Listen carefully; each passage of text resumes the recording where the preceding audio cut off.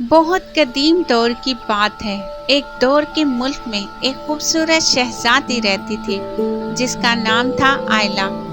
آئلہ نفرت اور غصہ بالکل پسند نہیں کرتی تھی۔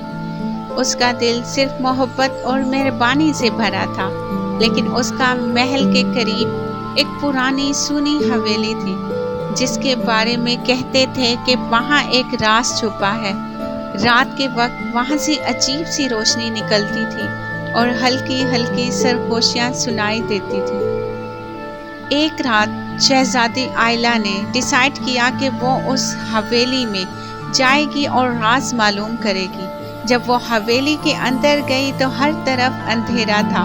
دیوار پر پرانی تصویریں، ٹوٹے ہوئے شیشے اور جلی ہوئی شمعیں پڑی تھی۔ اچانک ایک ہلکی سی آواز آئی، مدد کرو، مجھے آزاد کرو۔ شہزادی گھبرا گئی لیکن اپنے دل کی ہمت کے ساتھ آگے بڑھ گئی۔ حویلی کے اندر اسے ایک پرانی کتاب ملی جس میں لکھا تھا کہ اس حویلی میں ایک پری کی روح قید ہے جو ایک برے جادوگر نے قید کی تھی۔ آئلہ نے ڈیسائیڈ کیا کہ وہ پری کو آزاد کرے گی، مگر اس کے لیے اسے 3 امتحان دینے تھے۔ ہمت کا امتحان، اندھیری سرنگ سے گزرنا۔ نمبر 2، محبت کا امتحان، ایک زخمی پرندے کو اپنی جان کی پرواہ کیے بغیر بچانا۔ نمبر 3، سچائی کا امتحان، جادوگر کے سامنے خود کو سچ بولنا جبکہ جھوٹ سے وہ خود بچ سکتی تھی۔ شہزادی نے تینوں امتحان کامیابی سے پاس کیے۔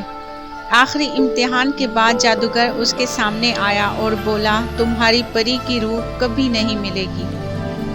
لیکن آئلہ نے اپنے دل کی روشنی، ایمان اور سچائی سے ایک دعا کی۔ اچانک سے پوری حویلی روشن ہو گئی۔ پری کی روح جادوگر کے جادو سے آزاد ہو گئی اور اس نے جادوگر کو ہمیشہ کے لیے قید کر دیا۔ پری نے شکریہ ادا کرتے ہوئے کہا، شہزادی آئلہ، تم صرف اپنے ملک کی شہزادی نہیں بلکہ تم سب کے دلوں کی بھی شہزادی ہو۔ تم نے ثابت کر دیا کہ اصلی طاقت تلوار یا جادو میں نہیں بلکہ دل کی صفائی اور سچائی میں ہوتی ہے۔ اس دن کے بعد حویلی روشن ہو گئی اور لوگ اسے مہربانی کی حویلی کہنے لگے۔